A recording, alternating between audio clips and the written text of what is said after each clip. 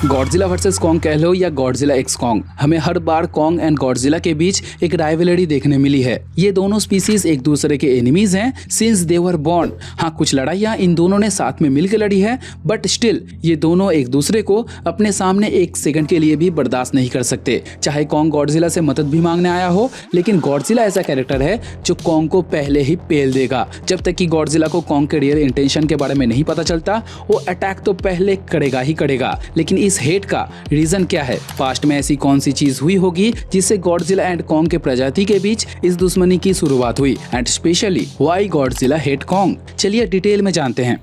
तो मॉन्स्टरवर्स में इन दोनों टाइटन्स का किरदार बहुत ही इंपॉर्टेंट है। नेचर में इनका एग्जिस्टेंस अलग अलग रीजन से हुआ था, जैसे कि गोजिरा जो कि सबसे powerful and God like creature है, उसे नेचर को संभालने की जिम्मेदारी मिली। एंड कॉन्ग या ग्रेट एप्स के प्रजाति को इंसानियत का रखवाला चुना गया। अब अकॉर्डिंग टू मूवीज, इन दोनों टाइटन्स के एंसेस्टर्स के बीच जो पहली लड़ाई हुई थी, उस बैटल का कोई विस्तार से विवरण तो नहीं है, लेकिन ऐसा लगता है कि ये टाइटन वॉर इंसानों के वजह से हुआ था। मतलब ऐसा नहीं कि इंसानों ने इन्हें एक दूसरे के खिलाफ भड़काया, जैसा कि हमें 1962 में किंग कॉन्ग वर्सेस गॉडजिला में देखने मिला था। वहां तो इंसान अपने मजे के लिए, अपने प्रॉफिट के लिए इनके बीच फाइट करवा रहे थे, लेकिन इन मॉन्स्टरवर्स इंसान ही ओरिजिन थे जिसलिए इस राइवलरी की शुरुआत हुई। देखो, ह्यूमंस के एवोल्यूशन में नेचर का बहुत बड़ा हाथ था, लेकिन जब ये लोग अपने स्वार्थ के लिए नेचर को यूज करने लगे, तब प्रकृति का संतुलन बिगड़ने लगा, जिससे गॉडजिला को गुस्सा आ गया एंड तब वो इंसानियत को डिस्ट्रॉय करने निकल पड़ा। जिसे रोकने के लिए इंसानों ने ग्रेट एप से मदद मांगी एंड तब जाकर एक कभी ना रुकने वाली लड़ाई शुरू हुई। अब ऐसा नहीं कि ये पहली बार था, इंसानों के अस्तित्व के पहले से ये टाइटन्स लड़ते आ रहे हैं, जो रिसेंट थ्योरी से थोड़ा अलग है। ये दोनों स्पीसीज एंसेस्ट्रल एनिमीज हैं, जो ना तो कभी एक दूसरे के सामने झुकेंगे, ना ही अपना टाइटल छोड़ेंगे। ये दोनों ही किंग है एंड मॉन्स्टरवर्स में इन दोनों का अलग डोमिनेंस है। लेकिन इन सब के अलावा जो रीजन इस एंशिएंट वॉर को बहुत हद तक जस्टिफाई करता है, वो रीजन है खुद कॉन्ग। कैसे? चलिए जानते हैं। नेचर के बैलेंस को प्रोटेक्ट करने के लिए गॉडजिला अकेला ही काफी है। इस सुपर स्पीसीज की खासियत ही है दूसरे टाइटन स्पीसीज को डोमिनेट करना एंड अर्थ के फूड चेन को मैनेज करना।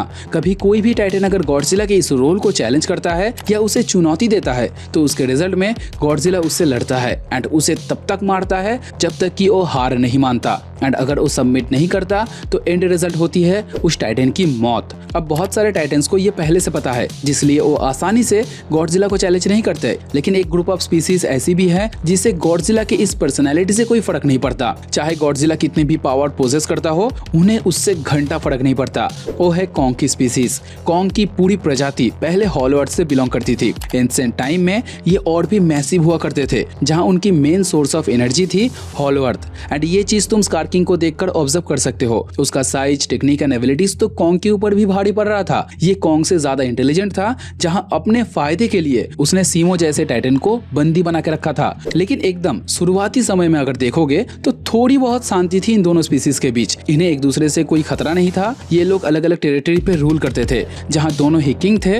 लेकिन धीरे धीरे कॉन्ग की स्पीसीज अपने बाउंड्री से बाहर जाने लगे। उनके पास कोई स्पेशल पावर जैसे एटॉमिक ब्रेथ या न्यूक्लियर ब्लास्ट तो नहीं थे, लेकिन एक चीज ऐसी थी जो आज तक किसी दूसरे टाइटन में नहीं देखने मिलेगा तुम्हें, इंटेलिजेंस। जिससे ये धीरे धीरे इवॉल्व होने लगे, एक दूसरे से कम्युनिकेट करने लगे, हथियार बनाना, अपनी आर्मी खड़ी कर देना, जिससे ये और भी ताकतवर बन गए, दूसरे टाइटन्स का शिकार। यहाँ तक कि ये लोग गॉडजिला का भी शिकार करने लगे। जब एप्स को पता चला कि गॉडजिला के dorsal plates are way more powerful than any other weapons, तो ये लोग एक एक करके गॉडजिला को भी मारने लगे। गॉडजिला वर्सेस कॉन्ग में हॉलो अर्थ के अंदर जो कॉन्ग टेम्पल या थ्रोन रूम दिखाया गया था, वहीं पर बहुत सारे स्कल या स्केलेटन पड़े हुए थे। उन्हीं स्कल्स में से एक में कॉन्ग का हथियार था, जिससे उस क्रिएचर की मौत हुई थी। अब ये स्कल किसी और की नहीं, बल्कि गॉडजिला के किसी एंसेस्टर की थी। एंड कॉन्ग के थ्रोन के अराउंड बना हुआ जो पैटर्न था, वो किसी दूसरे गॉडजिला का था, जिसके डोर्सल प्लेट्स को यूज करके कॉन्ग के एंसेस्टर्स ने अपने हथियार बनाए थे। मतलब इसी थ्रोन रूम के अंदर